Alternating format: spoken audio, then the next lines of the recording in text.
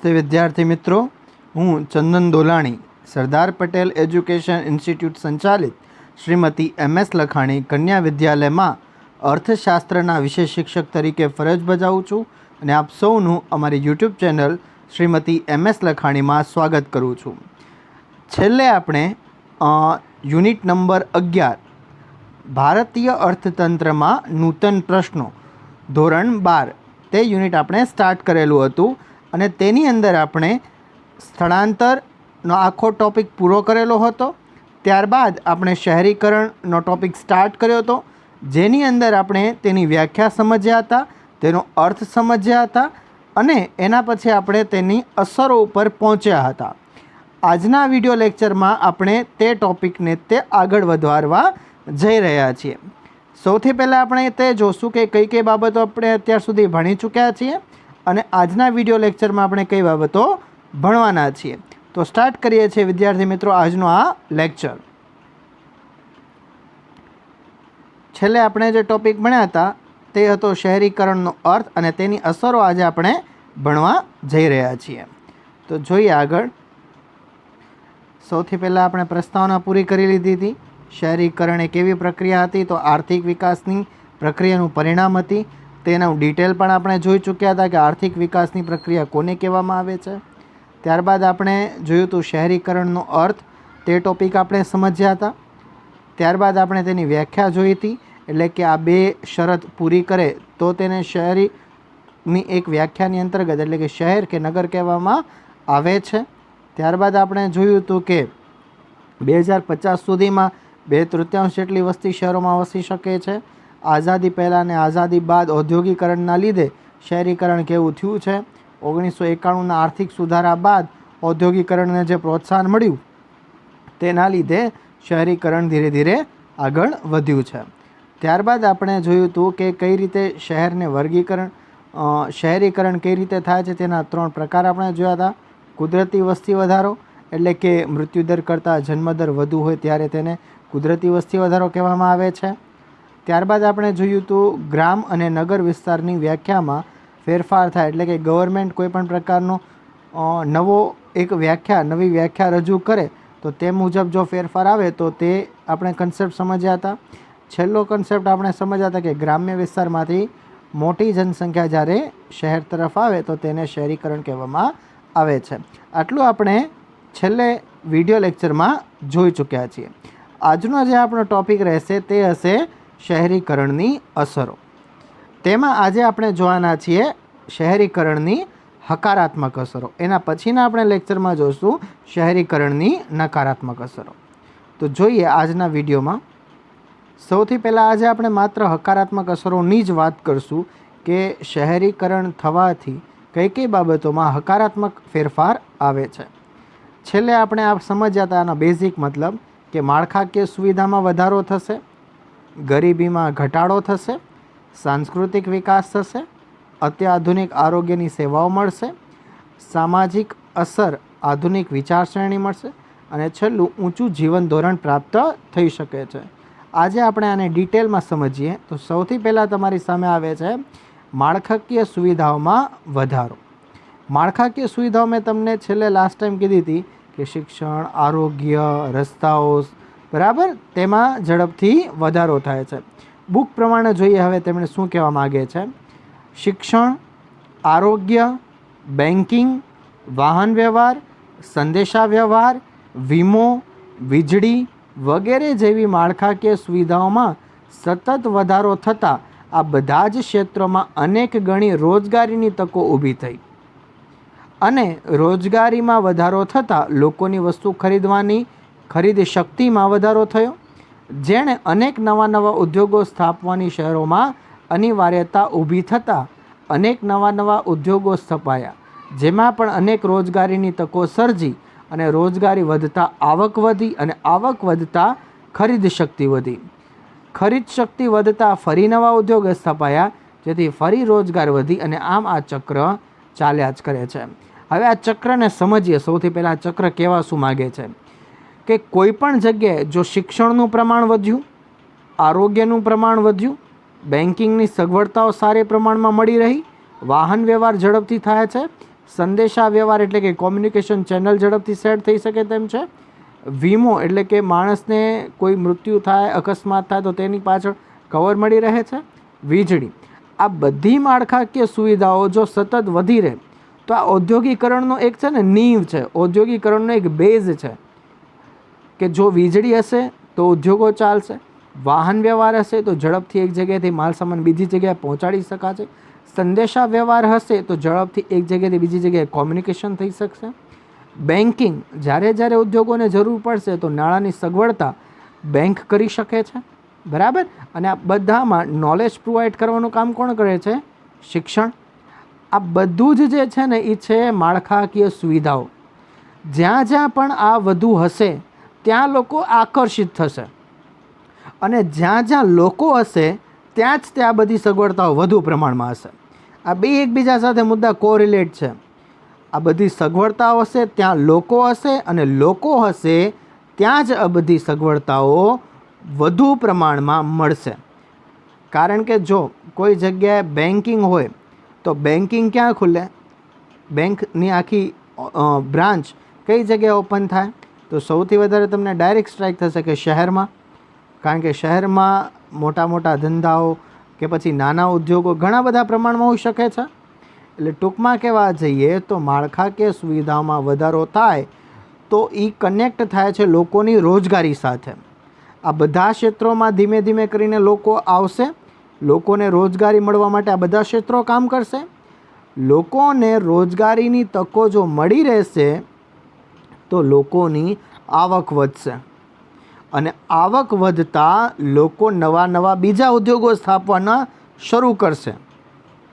ટૂંકમાં કહેવા જઈએ તો આખી ચેન સળંગ પછી ફર્યા જ કરે છે કે પહેલાં માળખાકીય સુવિધામાં વધારો થયો, માળખાકીય સુવિધામાં વધારો થતાં રોજગારીની તકો વધી, રોજગારીની તકો વધતા શું થશે? રોજગારીની તકો વધતા લોકોનું ખરીદ શક્તિનું પ્રમાણ વધે છે, જેથી કરીને લોકો વધુ ચીજ વસ્તુઓ ખરીદવાની શરૂઆત કરે છે, જેના લીધે નવા નવા ઉદ્યોગોને પ્રોત્સાહન મળે છે કે નવી નવી વસ્તુ બનાવે અને બજારમાં વહેંચે. ટૂંકમાં બેઝિક ફંડા જે છે ને અર્થશાસ્ત્રનો, જેમાં આ માળખાકીય સુવિધાઓ એ સૌથી મોટો રોલ પ્લે કરે છે. બધી જ જગ્યાએ શિક્ષણ, આરોગ્ય, બેન્કિંગ, વાહન વ્યવહાર, સંદેશા વ્યવહાર, વીજળી, વીમો વગેરે. બરાબર. આ હતો પહેલો હકારાત્મક મુદ્દો કે જ્યાં વસ્તી વધશે ત્યાં માળખાકીય સુવિધાઓમાં પણ વધારો સતત થાય છે. બીજો મુદ્દો જોઈએ, ગરીબીમાં ઘટાડો. હવે આખી ચેન આપણે સમજ્યા. આખી ચેનમાં આપણે કઈ રીતે મુદ્દો સમજ્યા કે પહેલાં શું થયું? આંતરમાળખાકીય સુવિધાઓ હોવાથી શું થયું? રોજગારી મળે. રોજગારી મળવાથી શું થાય છે? ખરીદ શક્તિ વધે છે. હવે રોજગારી મળે ને ત્યાં જ આ મુદ્દો પૂરો થઈ ગયો. ગરીબી ઘટી જશે. રોજગારી મળતા જ તે ગરીબીમાં ઘટાડો આવે છે. જોઈએ એની અંદર ગરીબીમાં ઘટાડામાં ગરીબી અને બેરોજગારી પરસ્પર સંકળાયેલ છે. ડાયરેક્ટ કોરિલેશન છે. બેરોજગાર વ્યક્તિ ગરીબ જ કહેવાશે કારણ કે તેને કામ મળતું નથી તો તેની આવકનો કોઈ સ્ત્રોત નથી. બરાબર. એટલા માટે ગરીબી અને બેરોજગારી પરસ્પર સંકળાયેલ છે. શહેરીકરણ થવાથી શહેરોમાં સેવા ક્ષેત્ર, ઉદ્યોગ ક્ષેત્રમાં મોટા પ્રમાણમાં રોજગારીનું સર્જન થાય છે. તેથી ગરીબીમાં પણ ઘટાડો થાય છે. જો મિત્રો વાહન વ્યવહાર વધે તો એ શું છે? એક પ્રકારનું સેવા ક્ષેત્ર વધ્યું ઝડપથી. સંદેશા વ્યવહાર નેટવર્ક કેપેસિટી જો ઝડપથી વધવા માંડી તો શું થયું? સેવા ક્ષેત્ર વધ્યું. નવા ઉદ્યોગો સ્થાપવાની શરૂઆત થઈ તો તેનો મતલબ શું છે કે ઉદ્યોગ ક્ષેત્ર વધ્યું. ટૂંકમાં કહેવા જઈએ તો ઉદ્યોગ ક્ષેત્ર અને સેવા ક્ષેત્ર બંનેમાં માણસોની જરૂર પડે છે, જેના લીધે રોજગારીમાં વધારો થાય છે અને અલ્ટિમેટલી છેલ્લે ગરીબીમાં ઘટાડો લાવી શકાય છે. ઉપરાંત ગ્રામ્ય બેકાર અને ગરીબ વસ્તી પણ શહેરમાં આવતા તેમને પણ યોગ્યતા મુજબ રોજગારી મળી રહેતા ગરીબીમાં ઘટાડો થાય છે. હવે અહીંયા આવીને જ તે એક કન્સેપ્ટ ફસાઈ જાય છે કે ગામડામાંથી જો વસ્તી શહેર તરફ આવે તો તેમાં આવડત હશે, તેમાં કૌશલ્ય હશે તો તેને કોઈ સમસ્યા નહીં આવે. પણ જો કૌશલ્ય ધરાવતી વ્યક્તિ અથવા તો જેને અનુભવ નથી, આવડત નથી, તેવી વસ્તી જો શહેર તરફ આવી તો તે ઉલટાનું નકારાત્મક પાસું સાબિત થાય છે. બરાબર. અહીંયા આપણે હકારાત્મક બાબત ભણીએ છીએ તો હકારાત્મક મુદ્દો આપણે લખશું કે ગ્રામ્ય બેકાર અને ગરીબ વસ્તી પણ શહેરમાં આવતા તેમને યોગ્યતા મુજબ તેમને કામ મળી રહે છે. ટૂંકમાં કામ મળી રહેશે તો ગરીબીમાં ઘટાડો આવશે જ તે. આ છે બીજો મુદ્દો, ગરીબીમાં ઘટાડો. ક્લિયર? ત્રીજો મુદ્દો હવે જોઈએ આપણે, સાંસ્કૃતિક વિકાસ. તેની અંદર જોઈએ, શહેરોમાં શિક્ષણની સુદૃઢ સુવિધાઓ ઉપલબ્ધ બનતી હોવાથી માનવી શિક્ષણના માધ્યમ દ્વારા પોતાનો સર્વાંગીય વિકાસ સાધી શકે છે અને સમાજને સુસંસ્કૃત માનવીની ભેટ મળે છે. હવે આ કન્સેપ્ટ સમજો. શહેરમાં શિક્ષણની સુદૃઢ સુવિધાઓ ઉપલબ્ધ છે. હવે તમે વિચારો કે અલગ અલગ ગ્રામ્યમાંથી, અલગ અલગ ગામડાઓમાંથી લોકો શહેર તરફ પોતાના બાળકને ભણવા માટે મોકલે છે. તેનું કારણ શું છે? કારણ કે શહેરમાં સારી સુવિધા, સારું શિક્ષણ મળી રહે છે. તેટલા માટે અલગ અલગ જગ્યાએથી અલગ અલગ વિચારધારા ધરાવતા લોકો એક જગ્યાએ આવીને ભેગા થાય છે અને તે શું આદાન પ્રદાન કરે છે? પોતાના વિચારો, પોતાની સંસ્કૃતિ. બરાબર. જેના લીધે સાંસ્કૃતિક વિકાસ પણ શક્ય બને છે. દરેક બાળક પોતાના અન્ય મિત્ર વર્ગ સાથે મળીને પોતાની વિચારધારા શેર કરે છે, તે લોકો પોતાની વિચારધારા શેર કરે છે. એમ કરતાં કરતાં અલગ અલગ એરિયાનો જે સાંસ્કૃતિક ડેવલપમેન્ટ હતો તે શહેરમાં આવીને મિક્સઅપ થાય છે અને એમ કહી શકાય કે માનવી તરીકેની એક ભેટ મળે છે સમાજને, કારણ કે તેને ઘણા બધા સમાજ વિશે, ઘણી બધી પરંપરાઓ વિશેની નોલેજ મળે છે.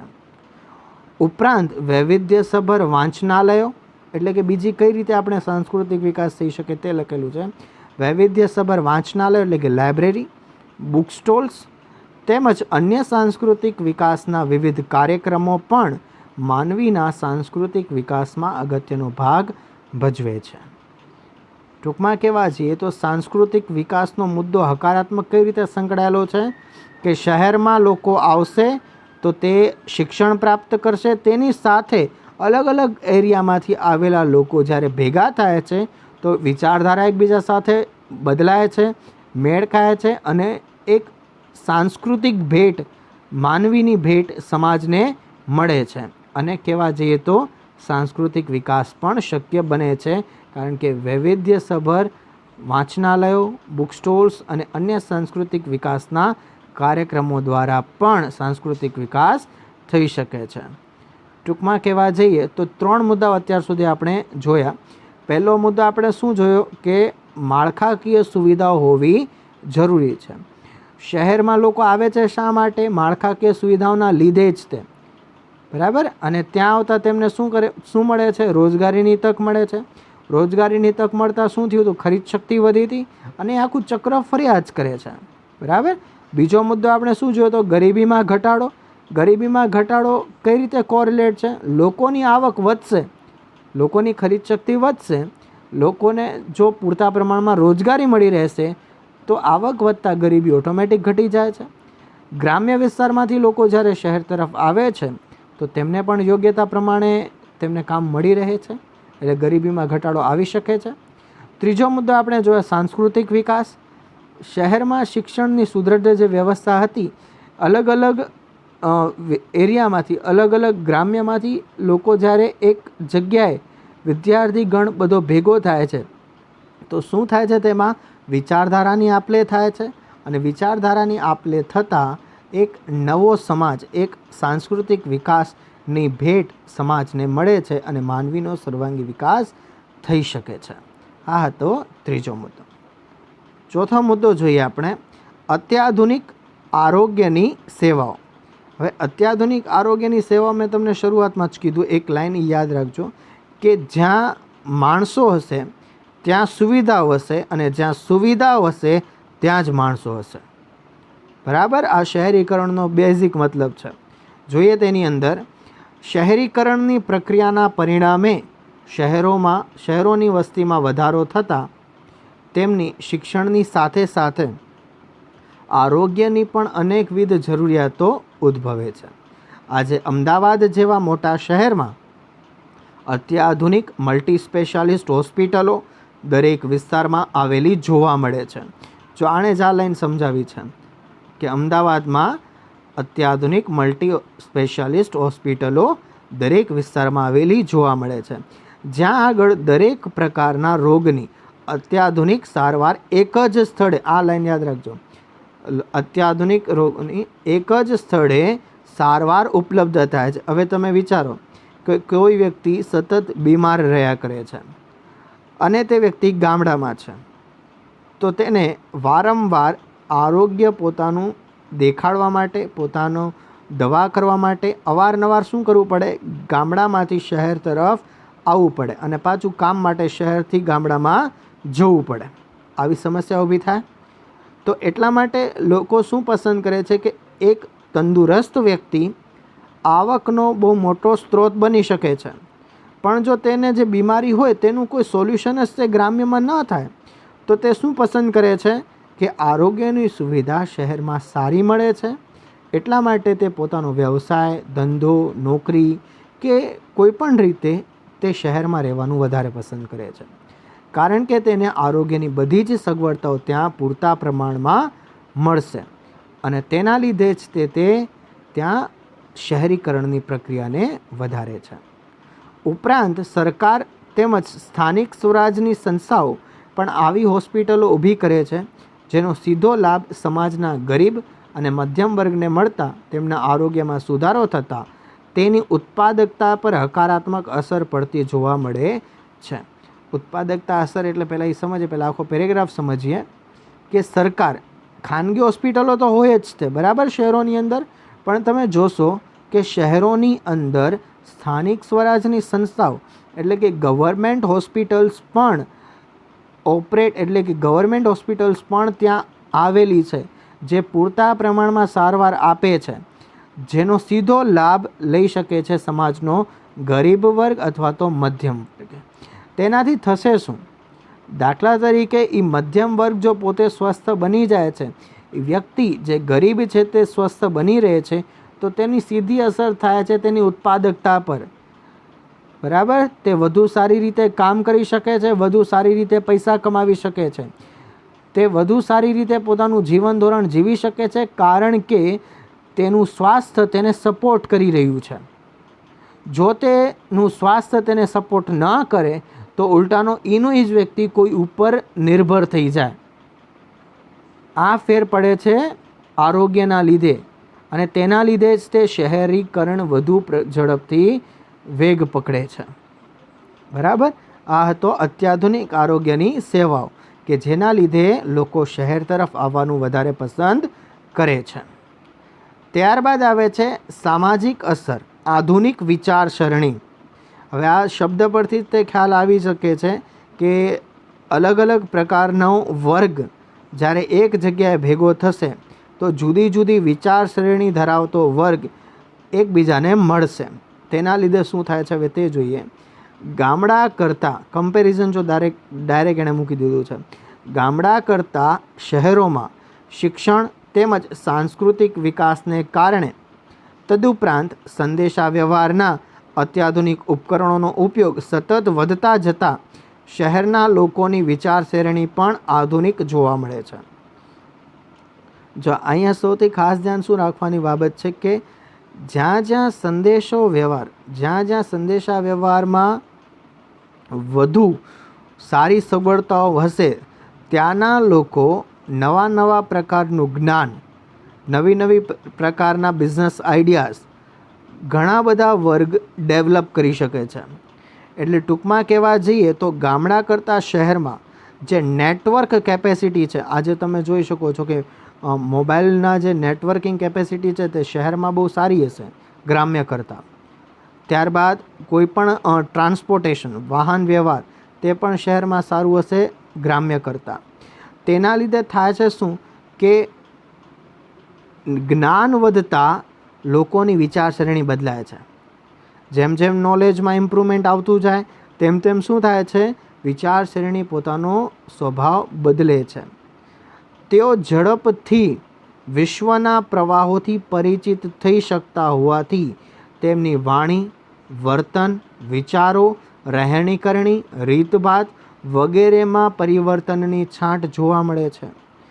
આ એક એવો મુદ્દો છે કે જેને આપણે સમજી શકીએ છીએ કે ગ્રામ્યમાંથી જ્યારે કોઈ બાળક શહેર તરફ તેના પેરેન્ટ્સ તેને મોકલે છે ભણવા માટે, તો એક એવા માહોલમાં ભણીને પરત જાય છે કે તેને તે જગ્યા જ્યાંથી તે આવેલો છે ત્યાંની વિચારસરણી, ત્યાંના રીતિરિવાજ, ત્યાંનું વર્તન, ત્યાંની બોલવાની પદ્ધતિ બધામાં એક ફરક લઈને જાય છે પોતે. અને એવું પણ બની શકે કે ત્યાં તે પાછો સેટ ન થઈ શકે અને તે શહેરમાં જ રહી જાય.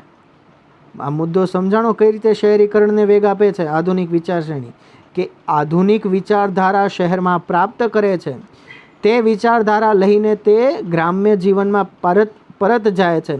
પણ ત્યાં જઈને તે બે રીતે ફસાશે. એક કે તેનો વિચાર ત્યાંના લોકો સાથે મેળ ખાય છે કે નથી ખાતો. પહેલો મુદ્દો તે આવે છે કે તે જ્યારે પરત જાય છે તો તે પોતાના ગ્રામ્ય જીવન સાથે સંકળાઈ શકે છે કે નથી સંકળાઈ શકતો.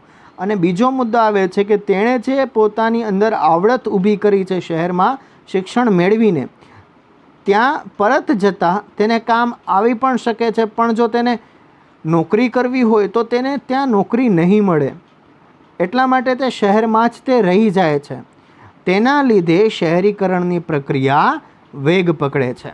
અને આ જ અસરને કહેવામાં આવે છે સામાજિક અસર અને આધુનિક વિચારસરણી. છેલ્લો મુદ્દો જોઈએ, ઊંચું જીવન ધોરણ. હકારાત્મક અસરમાં છેલ્લો મુદ્દો છે ઊંચું જીવન ધોરણ. શહેરીકરણના લીધે જો આવકમાં જ્યારે વધારો થાય ને ત્યારે હંમેશા દરેક માણસની લાઈફસ્ટાઈલ બદલાય. કારણ કે પહેલાં જે વસ્તુ ન ખરીદી શકતા હોય, હવે આવક વધતા તેને તે ચીજ વસ્તુ ખરીદવા સક્ષમ છે. એટલે સીધી વાત છે કે તેની રહેણી સરણી ઉપર અસર થશે.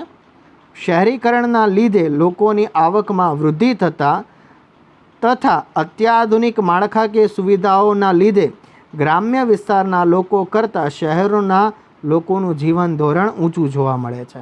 કારણ કે જો શિક્ષણની પદ્ધતિ બદલાય, આરોગ્યની સુવિધા મળી રહે, આંતરમાળખાકીય સુવિધાઓ મળી રહે અને તેની સાથે લોકોની આવકમાં વધારો થાય તો સીધો મતલબ છે કે તેમનું જીવન ધોરણ જે છે, તેમનો પહેરવેશ જે છે, તેમનું ટ્રાન્સપોર્ટ, તેમનું વાહન વ્યવહારનો સાધનો જે છે, ટૂંકમાં એક એવી લાઈફસ્ટાઈલમાં તે આવી જાય છે જેને ઊંચા જીવન ધોરણ સાથે આપણે સંકળી શકીએ. આ છે આખા હકારાત્મક પાસાઓ જે શહેરીકરણ થતાં જોવા મળે છે. આના પછીના વિડીયોમાં આપણે જોશું શહેરીકરણના નકારાત્મક પાસાઓ. બરાબર.